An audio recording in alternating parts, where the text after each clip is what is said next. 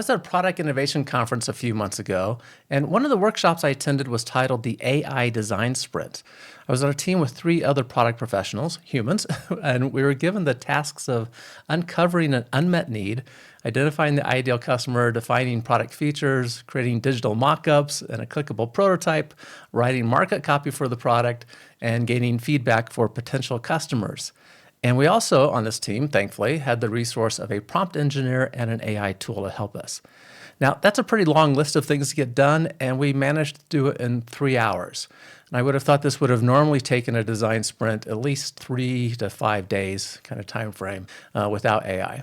So I was very impressed by this, and it got me thinking about how AI can be used to accelerate and improve the ideation process of new products and streamline product planning, execution, and delivery, which is exactly what we'll be talking about in this episode.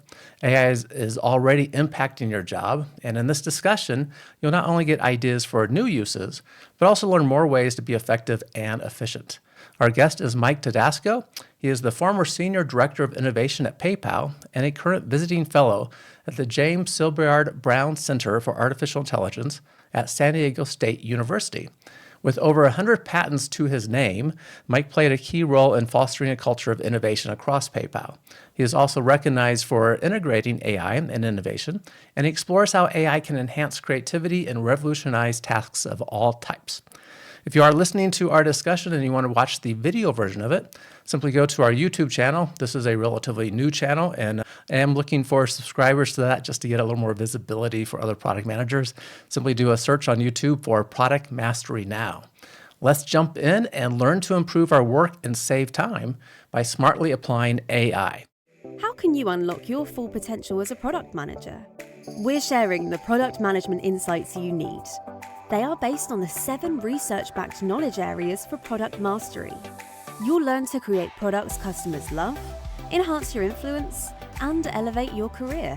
Welcome to Product Mastery Now, hosted by Dr. Chad McAllister, product management professor, practitioner, and your guide.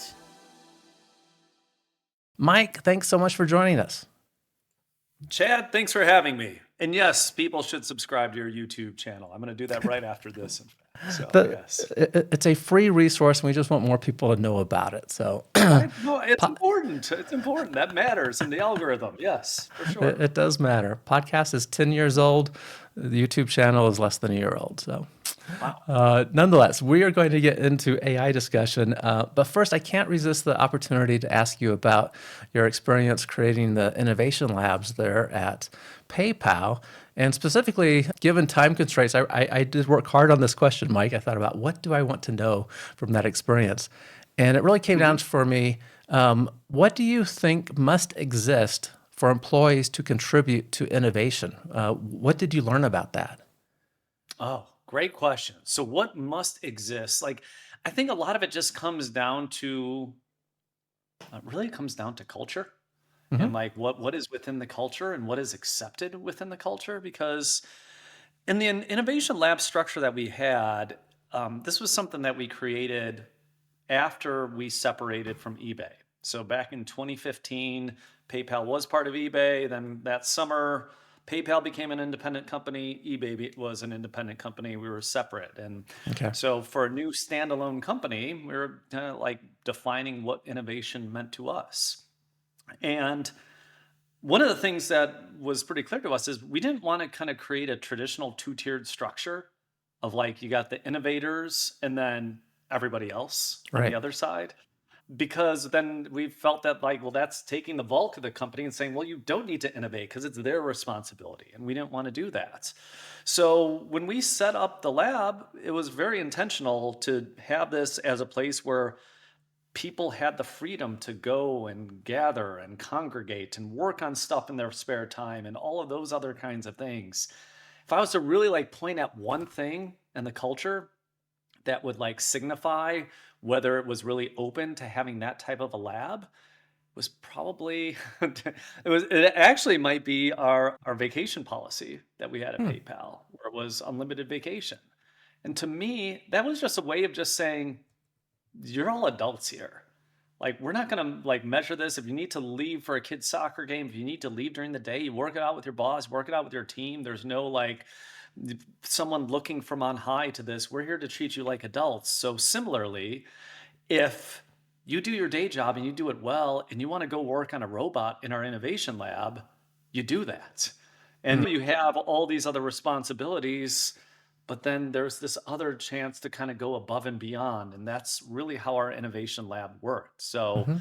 I think in many ways it was just having that culture of responsibility and Yeah. accountability that people had where they just knew, oh, am I going to get in trouble by my boss if I'm hanging out here and watching videos for an hour to learn about some other thing in the middle of the day or listening to a speaker or whatever? Like, no, that's just part of the culture and that's part of the innovative process. And so we encourage more of that. There were pockets where it was Mhm. difficult for sure, but generally speaking, PayPal had a long history of innovation. So that was easy for us to kind of maneuver within that culture. Yeah, excellent. Providing the opportunity for people to contribute to innovation, the resources to do so if they want to. Yeah. There's a spectrum, right, in organizations from we don't do anything, we say innovations is important, but we actually don't do anything, to Yeah. where I think is a smart place to start, which is what I'm hearing from you. Invite people to, if you want to volunteer to be part of our innovation efforts, here's how to do that, right? Here's our resources, here's what you can do. To kind of the extreme, which is it's a part of your job responsibility by description and by performance review. And I think there's room in there to move. But I was just curious kind of what you would say to that question. I appreciate the response. Yeah, well, and if I could even expand on that a little bit Yeah. more, just based on what you said, it was, I would actually encourage people. I mean, I would actually send out a thing on our Innovation Lab Slack channel saying, hey, it's January. You're probably all setting goals for the beginning of the year. Why don't you put innovation as one of your goals when Mm-hmm. you're thinking about that? And if you're an engineer or designer or a financial analyst or a lawyer, that might mean very different things to you individually. Like one thing I never did at PayPal was define strictly what innovation was. Hmm. I always kind of used the term very loosely within the company because then different people would interpret it in different ways. I mean, they kind Hmm. of get as long as they have the general spirit of innovation, the actual execution, what that looks like, will mean different things. So a lot of people did put it into their goals, but not everyone did. I mean, Hmm. it never felt right to like force this onto people to say like this must be this, like especially if it was maybe a non-traditionally innovative type job, if you will. So I think it was really important to just to give that freedom, if you will, Right. to people. They can look at that and put that in their goals or whatever. And then really, then it actually becomes a little bit more a part of their job. Yeah, absolutely. Great. Well, thank you very much. We could do a whole episode on this for sure. But let's get into AI a little bit. This is certainly a topic that has come up a lot. And I think product managers are feeling like they're going to get left behind if they're not embracing the tools and maybe a little bit nervous still about what does happen to this role in the future because of AI. I Mhm. think that's true for a lot of roles. But I thought we'd start with something fun. So maybe a recent example of how you've used AI personally or professionally. Yeah, I look. I probably use AI. I directly interact with AI. I don't know, probably a dozen times a day, Hmm. either in Claude or ChatGPT or generating a photo or a picture in Midjourney or whatever it might be. Like some days more. I don't think a day goes by where I don't, even on the weekends.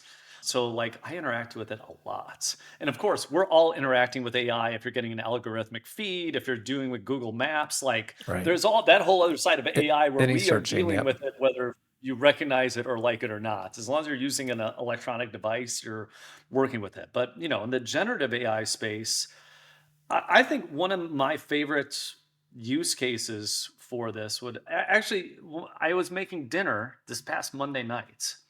I will often do it straight from ChatGPT because I put in all of the preferences of my family, of myself.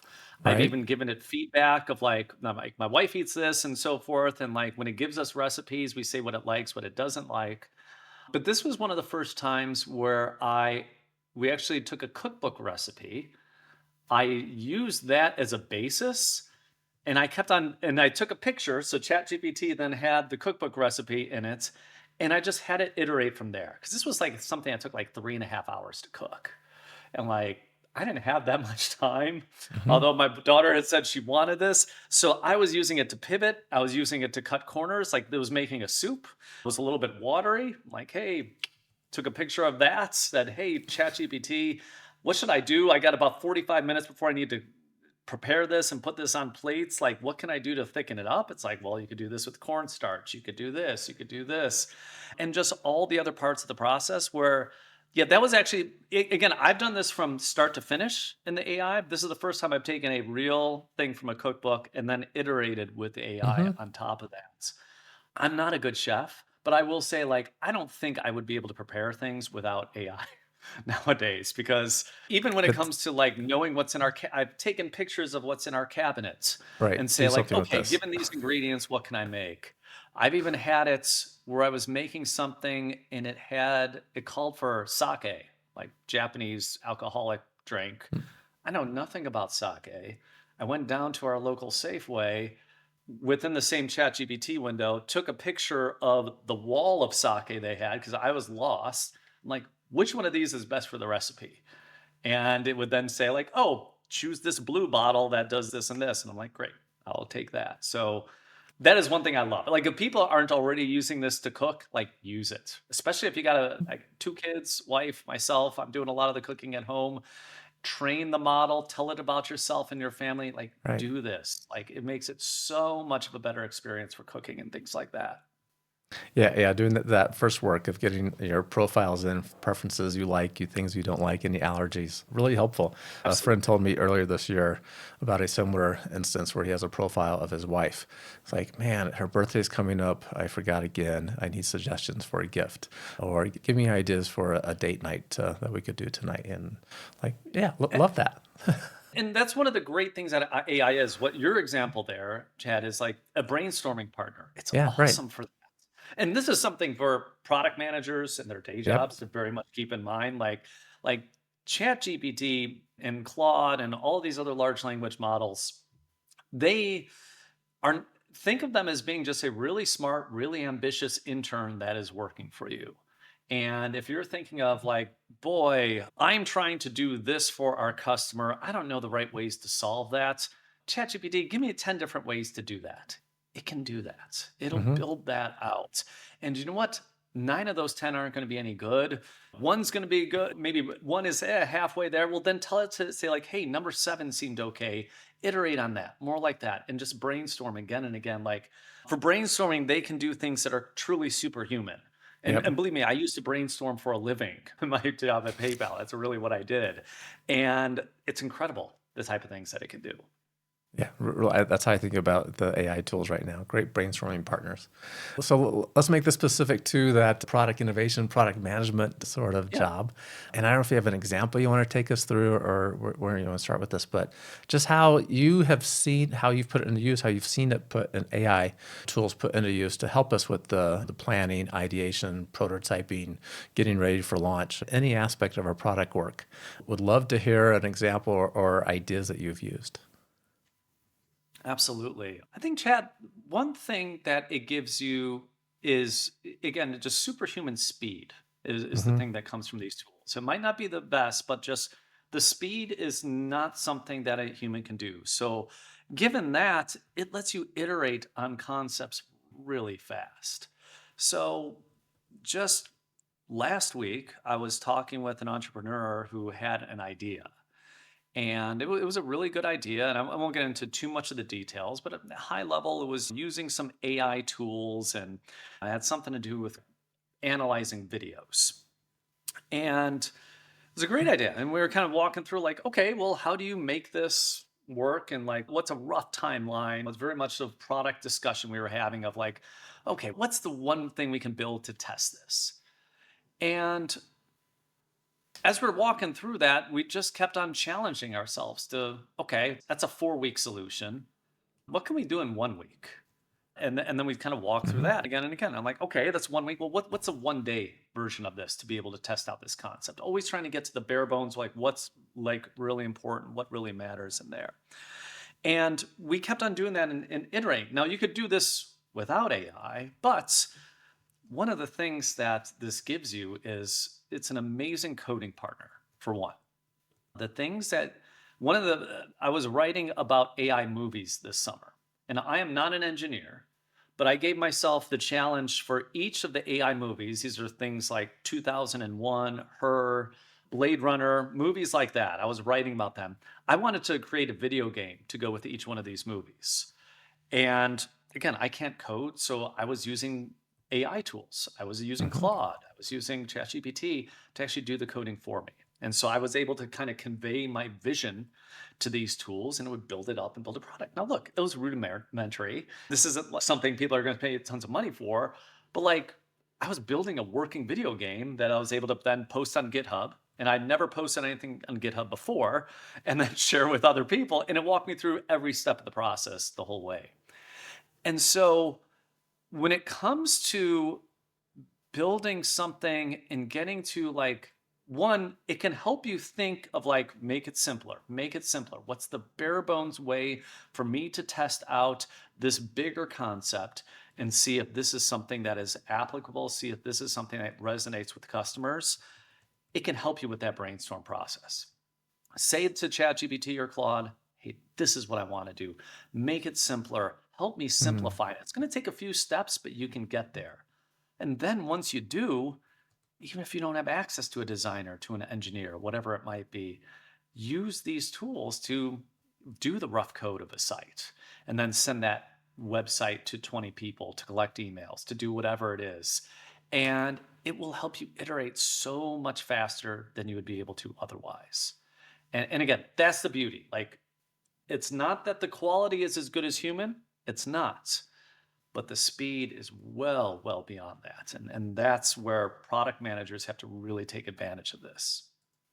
Okay, a couple things there to ask you Yeah. about the making it simpler. You gave me a good tip. I'm going to try out with some of my MBA graduate students that are learning innovation, because often we kind of get stuck on the MVP, and I keep wanting to. I try to pull students back, like it really looks like you're building the solution, right? The thing that you think is the whole thing. It's like, what is it we have to learn here? What's the critical piece that we have to know we're creating value for, or it doesn't make Yes. sense to move forward, right?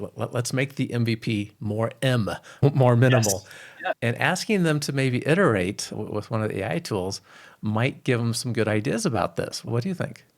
Absolutely, Chad. I mean, look, I think whenever possible, you want to be able to do this within a day. I mean, that is Right. like honestly where I would keep pushing until you could get there. I- I've built companies and stuff before, and look, whenever you're building a company, you always think exactly what your customer wants. And and the product that you envision in your mind today is exactly what that is going to be in the future. And it's never true.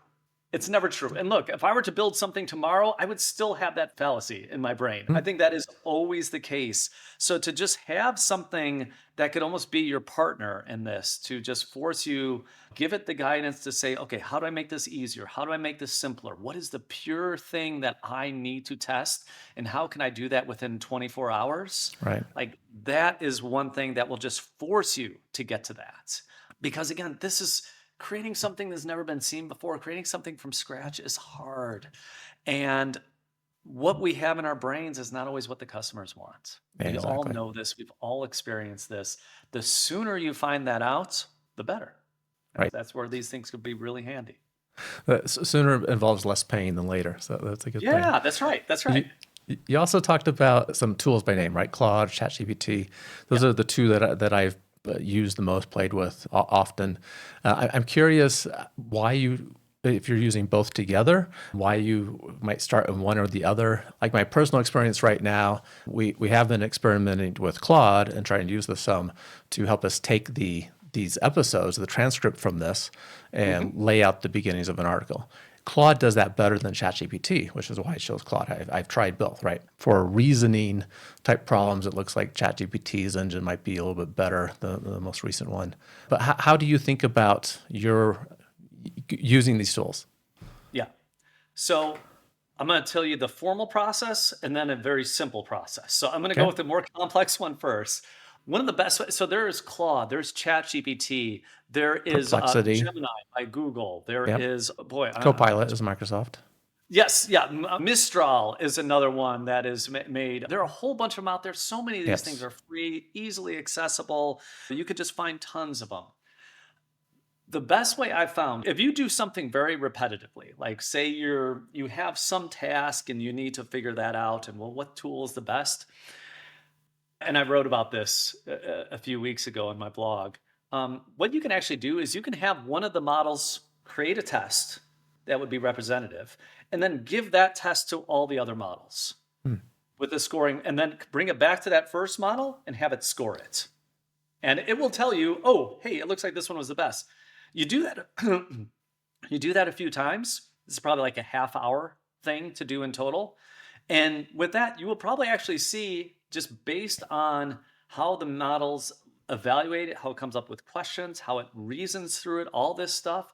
In 30 minutes, you could figure out a pretty good way to do that. So, like, that's the 30-minute version is the long version of that. The short version is just keep 4 windows open. Like right now on Right. my Chrome browser, I have a whole host of models that are just there in front of me as shortcuts.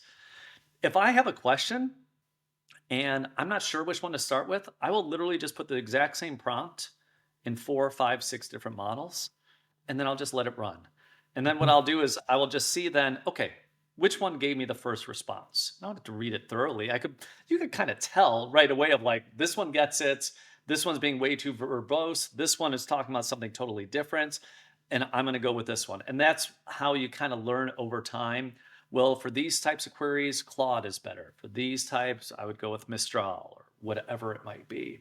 So that's kind of how I would look at the process. It takes just a little bit of playing around. It takes experimentation. Experimentation is a very common theme with using these tools, I would say, because you got to test it out. You have to actually see what works.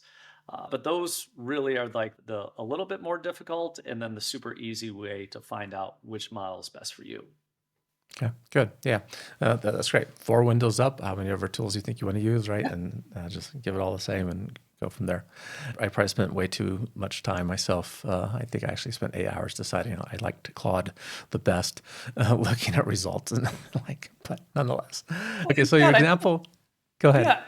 No, I think it's okay. I mean, look, like it's hard because especially like if you're an expert in an area, nuance, you're like, well, it got this part right, but it didn't get this part right. So it takes that. But eventually you just will kind of realize, hey, I think Claude is best. And even if it's giving me B plus work instead of A minus work, I'm just going to stick with that for these types of tasks. And I Right. think that's okay. Yeah. And it is a rapidly evolving space, That's right. right? So what we're used to today will change quick enough. So true. So your example with your buddy looking at maybe some kind of video thing, focus there on iterations to make things simpler and really testing the concept, right? So what can we do in the minimum amount of time to maybe test the interest of the concept or test possible solutions leading towards the MVP thing, sort of thing. What about other phases of product development work? In your example of the games to go with the movie, you're kind of moving into development. And then, of course, we have preparation for launch. We have helping marketing out with their job to get interest in the new product. What other things have you done or come to mind? Well, I've never done this, and actually, I would love to run it as a trial. But if you are already at the point where who your customer is, you kind of develop a persona of your customer, and you could feed that into the model, and then you could start showing the model, hey, A or B, which one do you think is going to resonate with you more?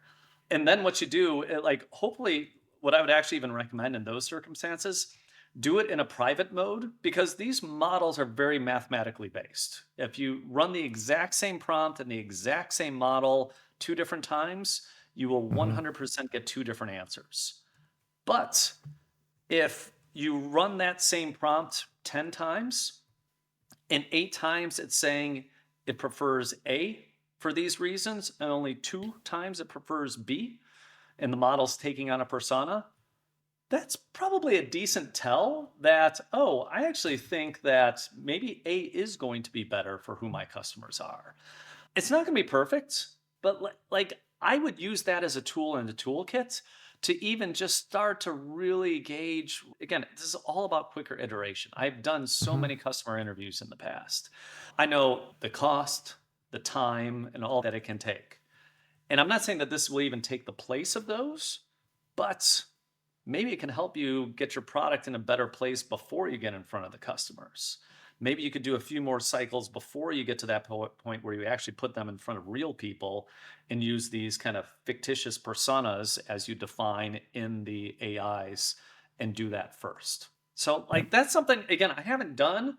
I would love to experiment with that. And I think that there would actually be some pretty good success if product managers were to try something like Hmm. that. Yeah. That's good. When it comes to the launch aspect of marketing, I was surprised in that little 3-hour AI design sprint we did. So the tool had understood who we were targeting, certainly knew the features of the product, and had even helped us with prototypes at this point. The way it created a initial launch message to position the product was almost dumbfounding to me. It's like, wow, it got I would not have gotten near as good at this, right? Again, when it comes to iterating, being a brainstorming partner, like it hit on so many great points, which was surprising and wonderful. So I see lots of potential for helping us to speed through this process. Are there Yeah. places where you might be worried about downfalls, about maybe relying on it in inappropriate ways that could mislead us? Oh, yeah. Yeah, oh, absolutely. I say all this with a word of caution, Chad. I think for sure, like that's something that you need to watch out for. There's a concept called falling asleep at the wheel. Right. And what that is effectively, the AI is good, but it's not perfect. And we become overly trusting of it. And hence the concept of falling asleep at the wheel. Like if the driverless car AI is not 100% perfect, if you do fall asleep at the wheel, you could be in the 0.001% of times where it ain't working and you're going to be in a whole lot of trouble because of Right. that. There have been real life situations where that happened, like Sports Illustrated and CNET were publishing articles, and at some point they were clearly generated by AI. And I don't think this ever came out, but my strong hypothesis to that is you had somebody who was an editor probably approving hundreds of these articles because again, people have been using AP and other sources have been using AI for news articles about sports and other things like that since like 2016. It's been Hmm. almost 8 years of this. It's been quite some time. But like those articles ain't always perfect. Sometimes they go really wrong. And somebody probably saw 100 of them that were perfect that day, had to go somewhere early and say, like, okay, I'm just going to prove the last 20. And then, like one of the bad ones got in there. So those kind of things could happen to product people too. I mean, if you are doing the example I just gave to you, where you say, hey, I'm going to have you take on a persona and tell me, is A or B better? There's a chance that like there's something in the persona, something in how it'll interpret that persona that could be 180 degrees from what your customers would actually say. That is absolutely a possibility. These things are trained on things like Reddit and Twitter and the Right. open internet and books and all this. They don't actually know what's going on inside people's heads, and people are really complicated. So, you might think people think one way or do something one way, and like they will do the exact opposite. Like, well, why? How did they do that? Well, do you know what? People are weird, complex beings, and it might not always catch that. So I think, and that's why I said it's great to experiment with that stuff. See how accurate it is. See how close you get. See if you can iterate. But ultimately, I would never ever say, okay, we're not doing customer panels anymore. We're just going to have the AI do it instead. Right. That's a recipe for disaster. These are not perfect. They will You're help rolling you the move dice. faster, but they're not a replacement. Right. Absolutely. But back to this experience I had at the conference, the workshop. So my interaction with AI to date has been as a brainstorming partner, and it's Mhm. been me to it, right? It's been this one-to-one kind of relationship. And I found it so interesting to use it in a team environment where we were Mm. treating it as our AI companion, right, among the team. And now it was like supercharging the brainstorming that we were doing with as humans, right, with each other, Yes. and making it go so much faster together because all of us are interpreting ideas from it individually, right? And now we're bouncing that off with each other. I found that really interesting. And I don't know if you have a comment or experience about like using it in a group setting. Oh, when I was at PayPal, we used to have these brainstorming sessions, and we would be in our innovation lab, and there could be 25 people in this room talking about a topic or whatever it might be. And we were doing this when I was there four plus years ago or something. Pre-COVID is when these were happening in person when I was there at PayPal. And to have some neutral, all-knowing entity in there to just kind of be listening to this, to be able to, frankly, just gathering everyone's thoughts. I mean, that's one of the great things about these AIs. Like, I will go out for a walk with ChatGPT all the time, in part because I just have it act as my note taker. Hmm. As I'm talking to stuff, maybe I'll ask it questions, but at the end of it, then I'm like, okay, can you summarize everything I just said? Give me a nice crisp summary of like what the main ideas were from that. And it's just like, okay, me walking for 15 minutes, it saves a bunch of time. But to have that kind of thing in a room where it could be capturing all the different thoughts, maybe when you hit a lull in the conversation, you say, hey, AI, can you what's the most interesting thing that you heard in the last 10 minutes? Tell us that, and maybe we can go down a path with that. Can you give us a starter for that? Or Hmm. building off of all these ideas, where would you take it? And just to ask it questions, because doing these sessions can be physically exhausting. I mean, your brain uses what, 2% of your body mass, 20% of your calorie consumption is related to your brain, roughly speaking. And when you're putting your brain in overload, when you're doing these brainstorm type sessions, Hmm. it's tough. It's Hmm. taxing. And to just even have an AI come in and just let you kind of sit back, take a breath a little bit while the AI can say, okay, let's go in this direction. Let's discover what's on this path. That is super exciting. So I think we're moving to a point where this is going to be much more seamless in our world, Right. where AI is going to be integrated just about everywhere. And do I see in 5 years where every conference room in America has one of those little satellite things in the middle, and maybe there's an AI assistant somehow tied to that? Like, yeah, I could probably see something like that happening, and it could be adding thoughts and taking notes and doing that. And you can ask it Right. questions. Absolutely. WhatsApp they're already doing this with texting. You can add AI friends to group text now. And so now in your group text, you could actually have an AI and it could chime in. You could ping it and say, hey, AI, what do you think about this? Could you help us find a reservation for this or whatever it might be? Like, there's so many different things that you could start to do. Hmm. So yes, Chad, like, you've just seen a glimpse of what the future is going to look like. We should get used to it, I suppose, by learning as much as we can now about putting it to use. So I am going to ask you for an innovation quote because I enjoy those and listeners enjoy them. But first, I do want to summarize a key takeaway here. And we also have a sponsor attitude with that. So my takeaway from listening is just the utility of the iterating on ideas, using it as that brainstorming partner. I'm definitely going to experiment with one of my innovation MBA courses on incorporating this to help us think about the MVP, and then using AI in group settings more for group brainstorming. I think that's really powerful. And all of this notion of accelerating our work is an aspect of what I call product mastery, the name of this podcast. And there are 7 knowledge areas related to this thing of product mastery. This is based on work that I've been involved in, and also PDMA, the Product Development Management Association. They have extensively researched product management since 1976 and continue to do so. And these 7 knowledge areas really equip us to be professional product managers. And I have a system called Rapid Product Mastery Experience to help you as an individual, or if you are a product VP, to be able to improve the performance of your product team, your product managers. And we're not just building a better foundation, we are building trust and collaboration along the way, and really poking at the culture in a very positive way. People really enjoy that experience. If you want to find out more, if that's something that sounds interesting to you to help you professionally grow, simply go to productmasterynow.com/RPM, and you'll see more information about that. Okay, quote time.